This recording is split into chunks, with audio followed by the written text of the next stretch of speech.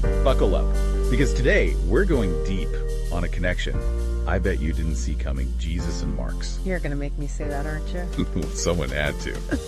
But seriously, when you hear those two names together, it's not exactly a pairing you'd expect, right? Not exactly a match made in heaven, no. Exactly. And that's what makes this deep dive so interesting.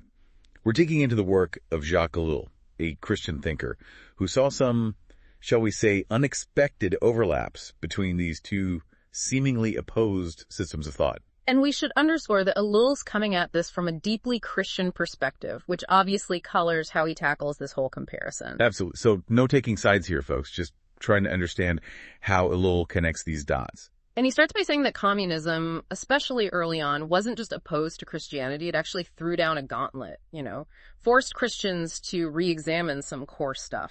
Like what? Give us the specifics. Well, Ellul argues that communism's focus on action, on actually walking the walk, made Christians take a hard look in the mirror. Like, were they living out their faith or just talking a big game on Sundays? So it was kind of a wake-up call then. Big time. He points to the emphasis on community in communist thought. That was a huge contrast to how some Christians were living, and it forced them to ask, are we truly living up to this ideal of Christian fellowship? And we know from history there were definitely times and places where that question was spot on. Absolutely. And it wasn't just about community either. This challenge from communism, according to Ellul, it spread to other parts of how Christians were living their faith. Which is where Ellul's wit always cracks me up. He suggests that throughout history, let's just say Christians haven't always been great at resisting the latest trends. Kind of ironic when you think about it. It's true, though. Like, there's this urge to make Christian beliefs fit in with whatever the dominant ideology happens to be at the time. You'd think those would clash a bit. You'd think. But Ellul argues that even by the late 20th century, communism itself had gone through this weird transformation. How so? Instead of being this radical revolutionary force, it became more about fitting in, conforming to what everyone else believed. He actually calls it the ideology of common consumption. So instead of overthrowing the system, it became the system. Exactly. Which is wild when you think about how ideas evolve, right? Even something that seems opposed to the status quo can get absorbed into it. That is a sobering thought.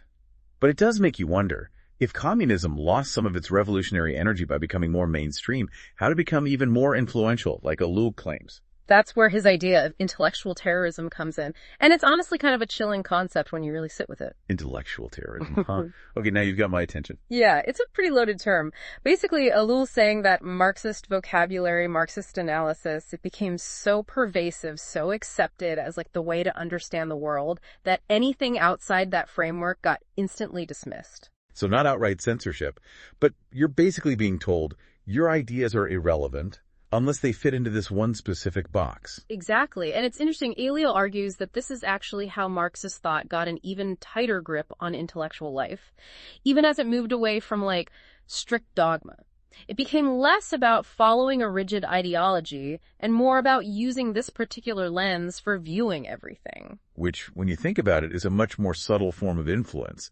Like, you're not being forced to believe something outright, but your understanding of the world is being filtered through this very specific framework. Right, and that's where the danger lies, according to Ellul. He even uses the example of how during this time you start to see people interpreting even the Bible through a purely Marxist lens, all about the economic and social factors, but totally ignoring the spiritual dimension. So you're saying taking something like the feeding of the 5,000, which has obvious spiritual significance, and reducing it down to just an act of economic redistribution.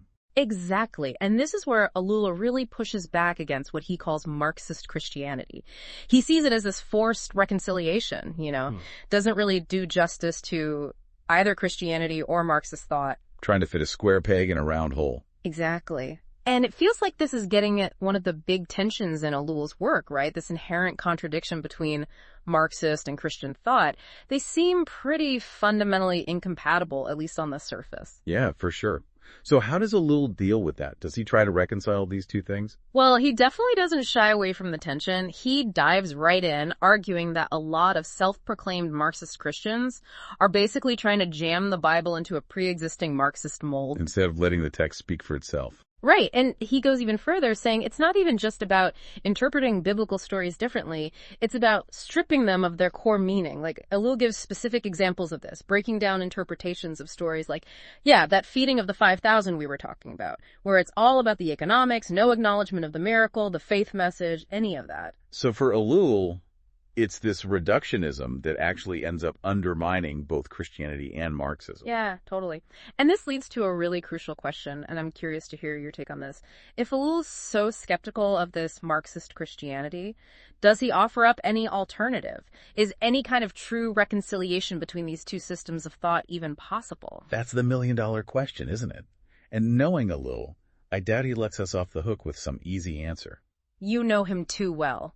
He's not about to spoon-feed us a solution. Instead, he leaves us wrestling with this question, which, honestly, is something I really appreciate about his work. He's not afraid to make you think, to grapple with the tough stuff. And knowing our listeners, they wouldn't have it any other way.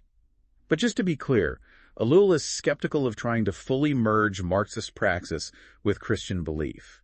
He ultimately sees that path as leading to ditching some core tenets of Christian faith. For sure. And this is where his deep understanding of both Christianity and Marxism is so evident. He's not just looking at these things superficially, he's grappling with their DNA, their core principles, their underlying assumption, how they actually play out in the real world. And that's something I want to emphasize for our listeners. This deep dive isn't about deciding who's right or wrong, whether we agree with Ellul or not.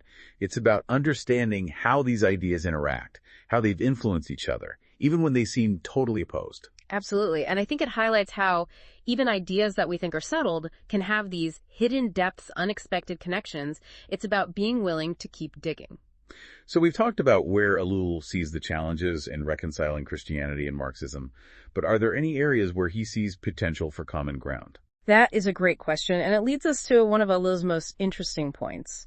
He points out that both communism and Christianity, they both claim to be about liberation. But the question is, are they talking about the same thing? Wow, yeah. When you put it like that, it's a much deeper question than it seems at first. Yeah. I mean, liberation from what and for what? Those feel like really different questions depending on which system you're talking about. Exactly. And that's what makes Ellul's observation so insightful. He's forcing us to go deeper. Yeah. It's not just about saying, oh, look, they both want good things.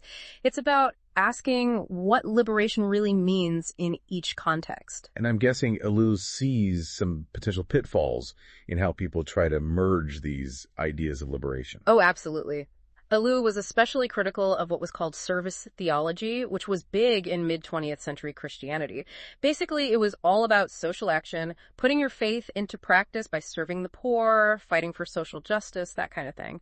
Which, at least on the surface, seems like it would fit pretty well with some core Marxist ideas. Mm-hmm. I mean, they both emphasize social responsibility, looking out for the marginalized. Right. It can seem like they're both just trying to make the world a better place, coming at it from different angles.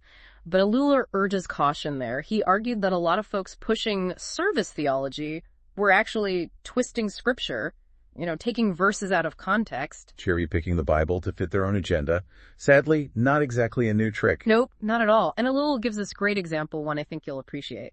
He talks about how people would use the verse where Jesus says, I desire mercy, not sacrifice, to basically say that any kind of religious ritual is meaningless. It's only about social action. Oh yeah, I've definitely heard that one. Usually to emphasize compassion over rigid religious practices. But I'm guessing Ellul wasn't buying it. Not one bit. He pointed out that when you look at that passage in context, Jesus isn't rejecting sacrifice altogether. He's talking about a very specific kind of sacrifice, the empty rituals people were doing without any real heart behind them. Going through the motions without actually connecting with, anything bigger than themselves. Exactly. And what's more, Ellul argues that Jesus is actually fulfilling Old Testament prophecies about a Messiah who would be the ultimate sacrifice. It's not about getting rid of sacrifice. It's about recognizing a new, more complete form of it. So it completely flips the script. It's not just about social action. It's tied to the core of Christian faith, belief in Jesus as Savior. Exactly. And Ellul uses this example to show how crucial it is to really engage with the source material, understand the historical and theological context. When we just pull out random verses to fit our own agenda, we risk distorting the message and missing the bigger picture. Such a good point. It's like even when there are surface-level similarities between different ideologies, we can't just assume they're compatible. We've got to dig deeper, ask the tough questions. Absolutely. And honestly, I think that's what Ellul ultimately wants us to take away from his work. Yeah. He's not giving us easy answers or telling us what to think.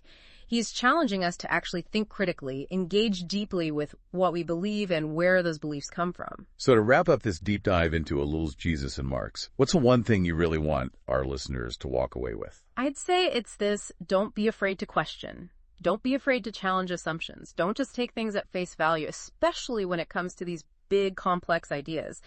Be willing to wrestle with the complexity, even if it's uncomfortable. Because as Ellul shows us, sometimes the most unexpected connections can lead to the most profound insights. And on that note, we'll leave you with a final thought-provoking question, courtesy of Ellul himself.